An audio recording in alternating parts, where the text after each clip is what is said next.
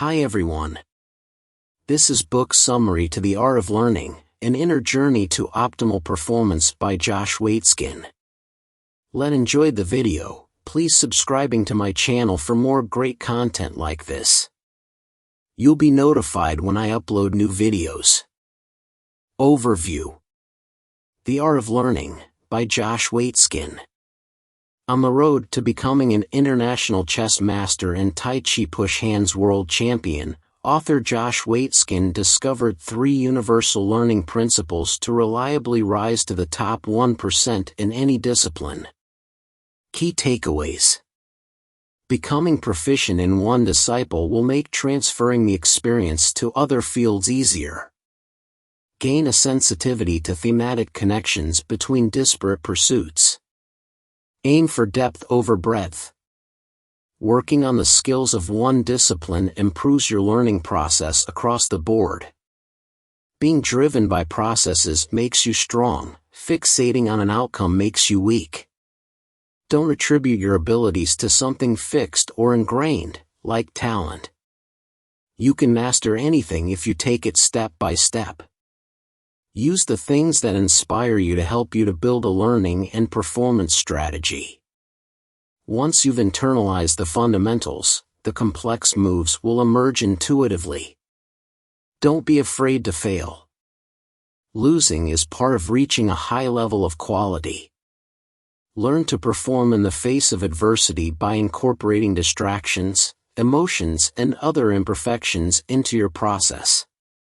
Dissolve mental walls by addressing the technical and psychological aspects of your errors and observing the patterns that connect different aspects of your life.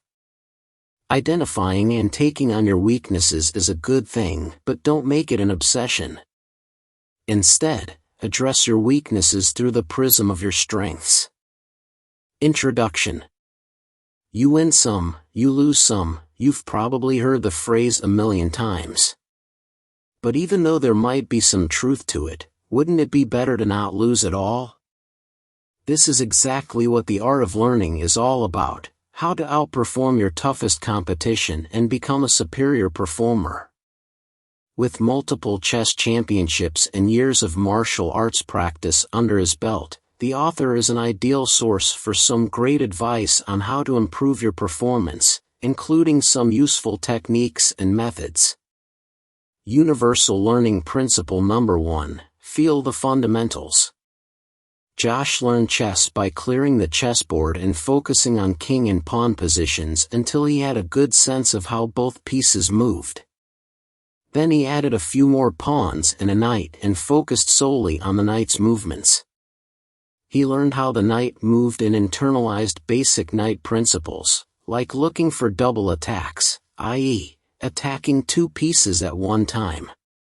After gaining an intuitive feel for the knight, Josh moved to the bishop, then the rook, then the queen. Soon enough, the movements and values of the chess pieces are natural to me. I don't have to think about them consciously, but see their potential simultaneously. I see how each piece affects those around it. Because the basic movements are natural to me, I can take in more information and have a broader perspective of the board. Now when I look at a chess position, I can see all the pieces at once. Josh Waitzkin. By isolating a core component, knight, bishop, rook, etc., and practicing simple variations until each component felt easy, Josh's mind was free to think through advanced combination attacks instead of being bogged down with basic rules and principles. By going slow at first, he could quickly understand advanced chess principles: go slow to go fast. Regardless of what skill you're trying to learn, isolate and internalize the fundamentals, then layer on complexity. A figure skater should begin with the fundamentals of gliding along the ice, turning, and skating backwards with deepening relaxation. Then, step by step, more and more complicated maneuvers can be absorbed, while she maintains the sense of ease that was initially experienced within the simplest skill set.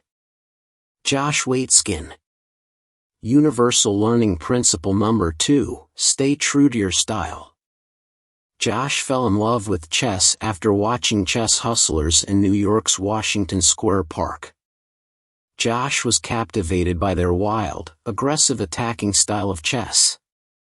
When Josh started formally learning chess, everything he learned was designed to make him a better attacking player, like the hustlers in Washington Square Park.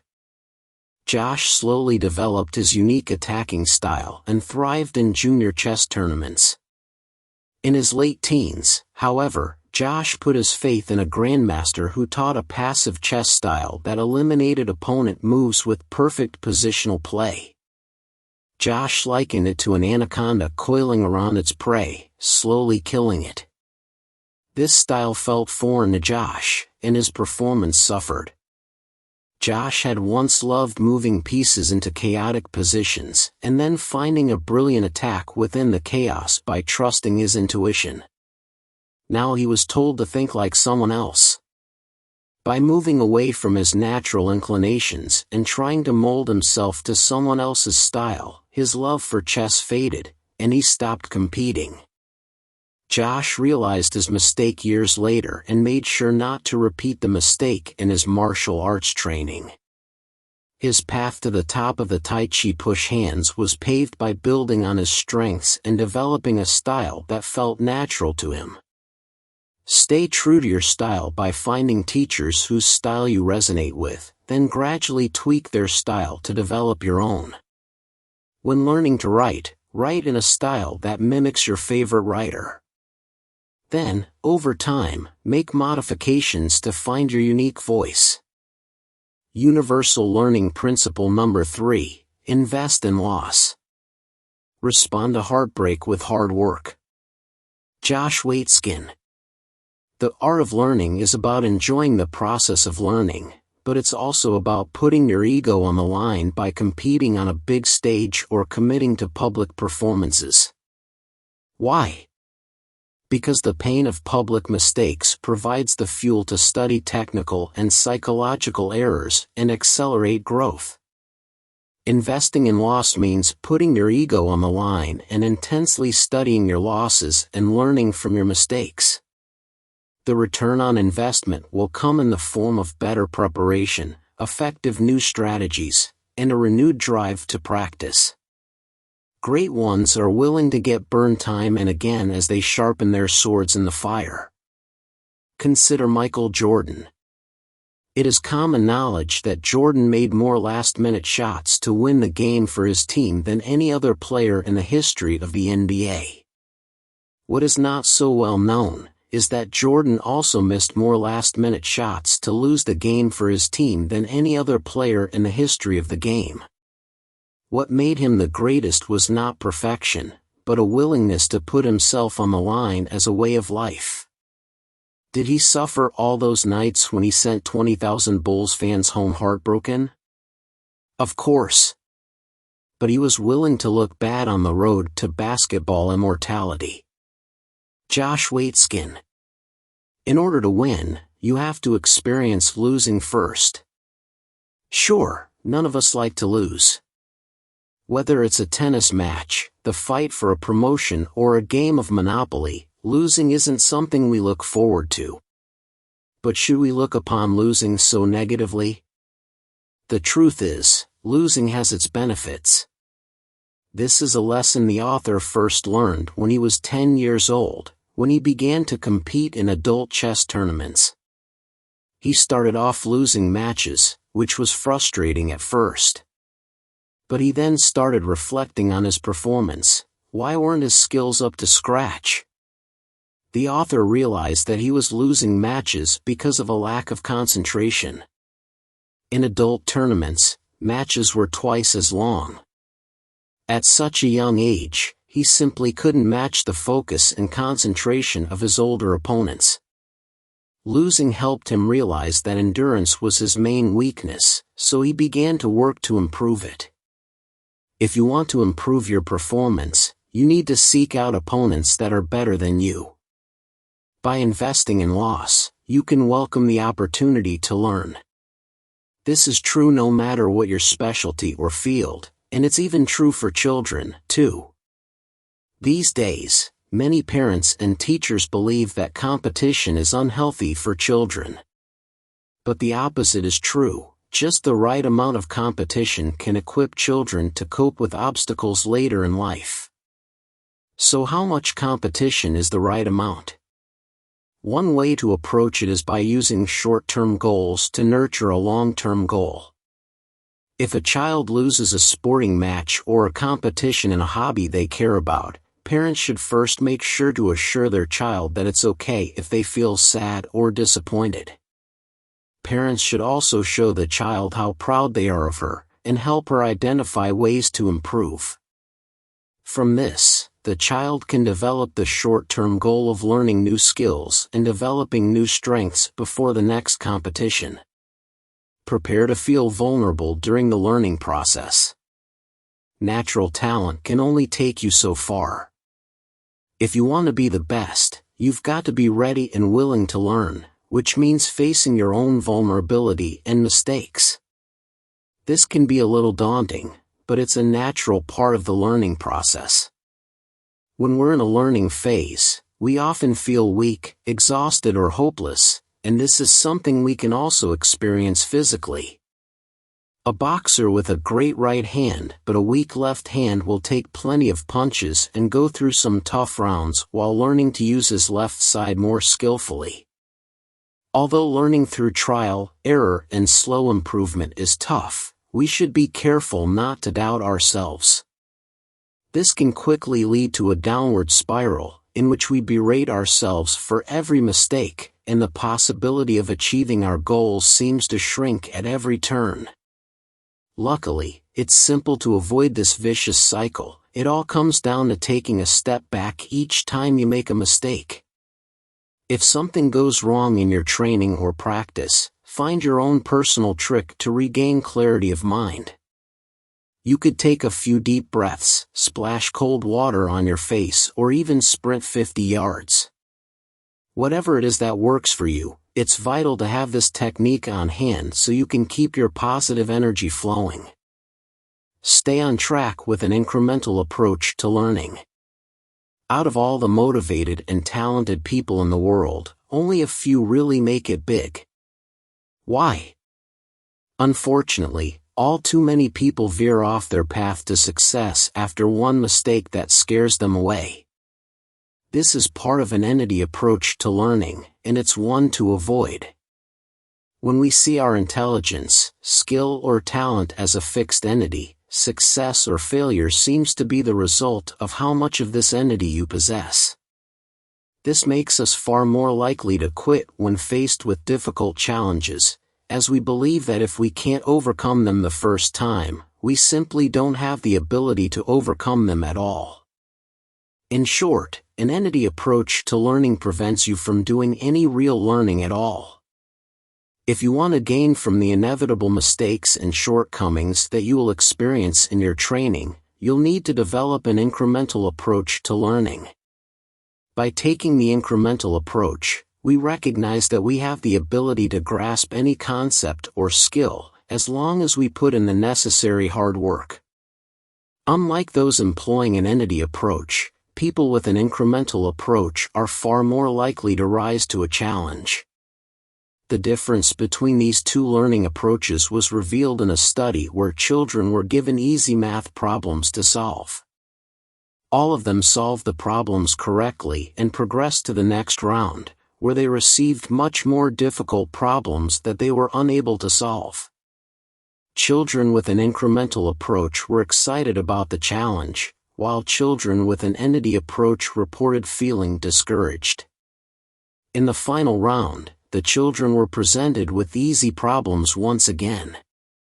Those with an incremental approach solved them easily. In contrast, the children with an entity approach, suffering from decreased self-esteem after the second round, were unable to complete problems they would easily have been able to solve beforehand. Practice turns learned techniques into intuitive responses. For most of us, the incredible speed and agility of a martial arts master seems thoroughly unattainable. But is it really? These masters have simply trained so much that they have reached the point of fighting intuitively. You too can get this good at any skill, but how? As the cliché goes, practice makes perfect. Any technical information, from patterns to strategies to techniques, can feel like natural, instinctual intelligence if you practice and apply them enough. For example, every chess beginner learns that the pieces have numerical equivalents. A bishop, for instance, is worth 3 pawns.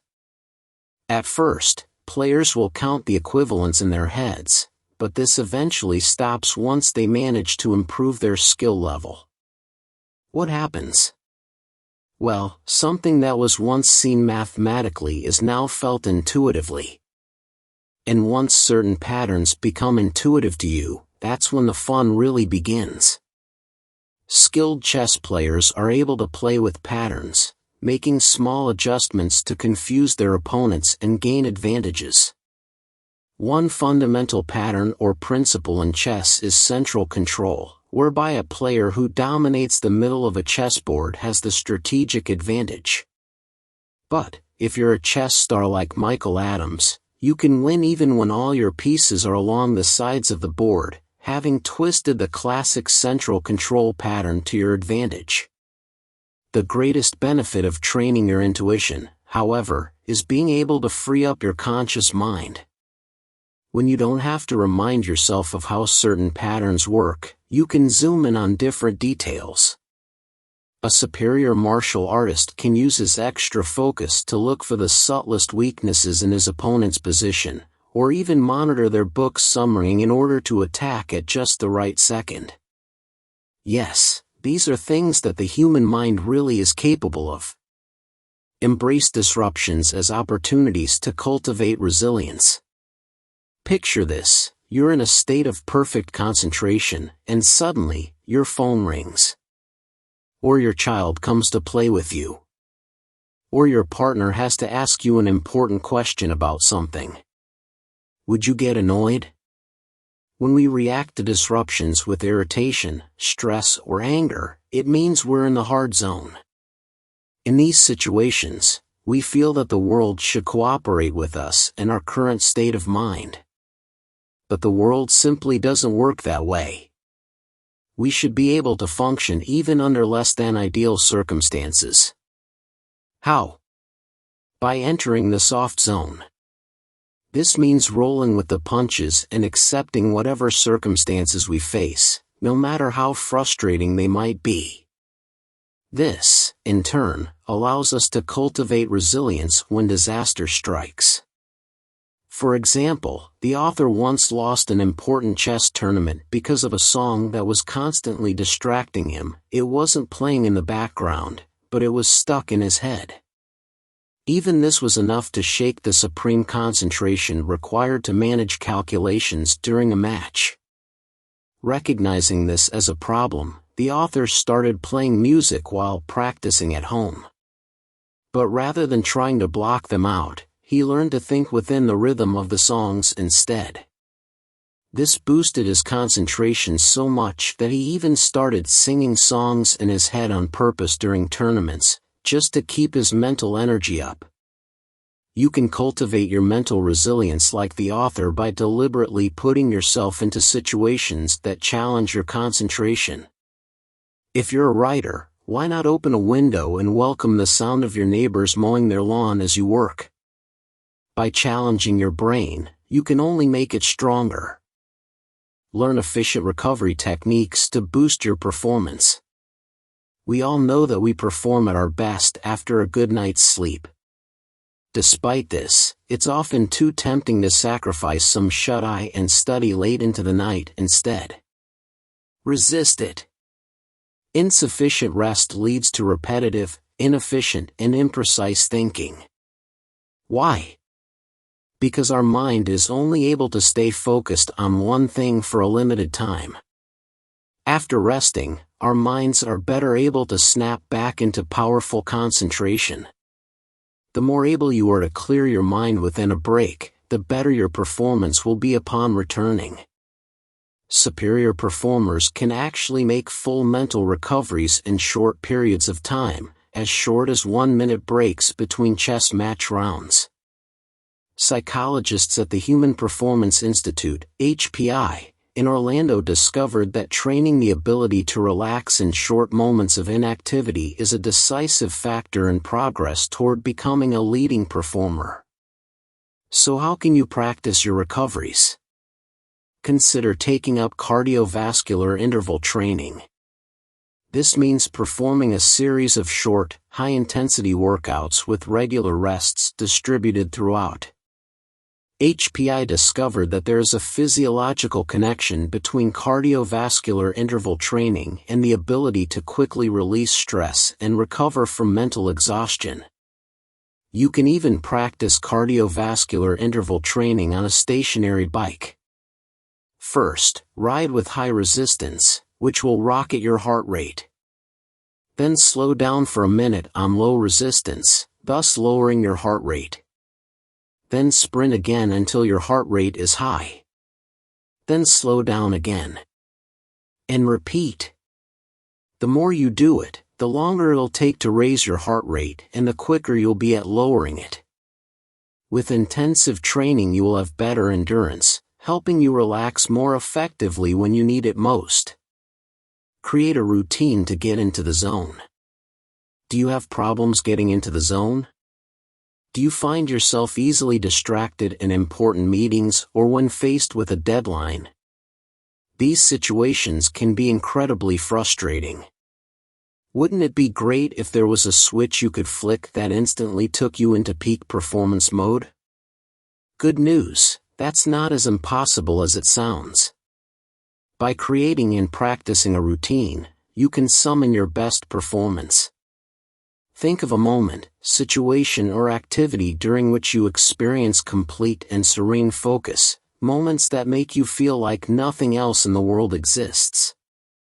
Suppose this moment for you is swimming. Keep this in mind as you create a 4 or 5-step routine to precede this activity. Let's say you eat a light snack, do a 15-minute breathing exercise or other meditation practice, stretch for 10 minutes and listen to your favorite song. Then go swimming. If you repeat this routine every day, you create a powerful physiological connection between the routine and the performance you give afterward in the swimming pool. As this routine becomes completely natural to you, you can transplant it from swimming to work, practicing it before important meetings or crucial tasks. Finally, once you've got your routine down, you can condense it into a shorter time frame. Often, we don't have an hour before any important moment to go through our routine. But we can make our routines more flexible by altering the steps a little. You could exchange the light snack for heavier breakfast to have more energy for longer, or shorten the meditation or stretching outside by a minute, and listen to the song on your way to work. By slowly and gradually adjusting the routine, you can condense it to few minutes. And with constant practice, the masters of this technique reach a state where only thinking about a part of the routine triggers their high-performance state. Summary. Chess and martial arts, they're not as different as they seem. At first glance, chess and the Tai Chi practice of push hands, practicing with a partner, have few similarities. Chess is a densely intellectual board game of European origin in which various pieces move and interact in complex patterns. Tai Chi is a Chinese system of movement training that improves spiritual and physical health and enables practitioners to defend themselves. However, beyond these surface differences, the two practices have much in common, especially the lessons they teach about how to learn. Confidence is critical for a great competitor, but overconfidence is brittle. Both push hands Tai Chi and chess are stylized abstractions of combat. In chess, the pieces move like troops, and the players must think as strategically as they would on a battlefield. In push hands, each opponent tries to upset the other's balance, within defined limits. both distill competition down to its essence.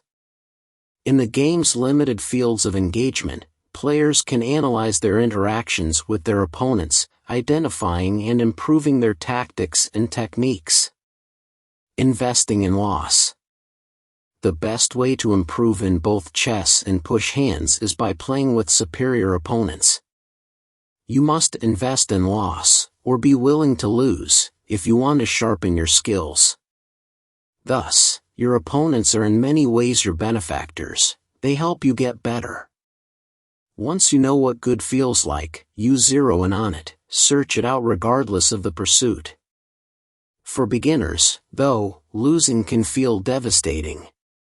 One loss can lead to another and another, creating a downward spiral that corrodes performance and ultimately even ruins the careers of some players, especially young ones. Once they realize they've miscalculated, they fall apart, even though they could probably save the situation if they keep a cool head. The pressure disrupts their focus, and they end up making larger and larger errors. The key to pursuing excellence is to embrace an organic, long-term learning process, and not to live in a shell of static, safe mediocrity. Thus, striving for perfection and trying to control everything leads to loss of composure and focus. By obsessing on your failures, you create worse ones. Instead, learn to break the psychological downward spiral. Some people can do it simply by taking a few deep breaths, others may need to retrain themselves to respond to stress differently. The tell.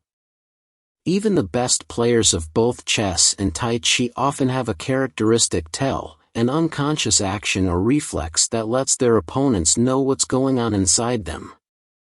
And since players at the highest levels of both games play from their essences, their tells reveal their entire game strategies. If you're aware of your opponent's tells, you can manipulate them. For example, you may perceive that a push hands opponent is accustomed to being powerful. Give your challengers what they want. By setting them up to push too hard, you can throw them off balance. Of course, this sort of reading and manipulation applies to far more than push hands tournaments or chess matches. You can approach any negotiation this way. The more aware you are of both your own patterns and those of your counterparties, the greater your advantage in closing a deal. I realized that in top-ranked competition I couldn't count on the world being silent, so my only option was to become at peace with the noise. Chess masters often sink deeply into their own minds, clicking through moves and countermoves until they find the best choices. Conversely, in push hands, the best players act and react kinesthetically, faster than thought. However, the intellectual and intuitive skills of each discipline apply to the other. For example, good chess players don't only analyze the flow of the game intellectually, they feel it. And push hands players know inside out the vocabulary of moves their opponents may use. Even more important, though, is the fact that mastering any discipline teaches you the experience of excellence. You know what you must do to succeed and how success feels once you attain it. Thank you for watching. Please subscribe, like and share. See you in next videos.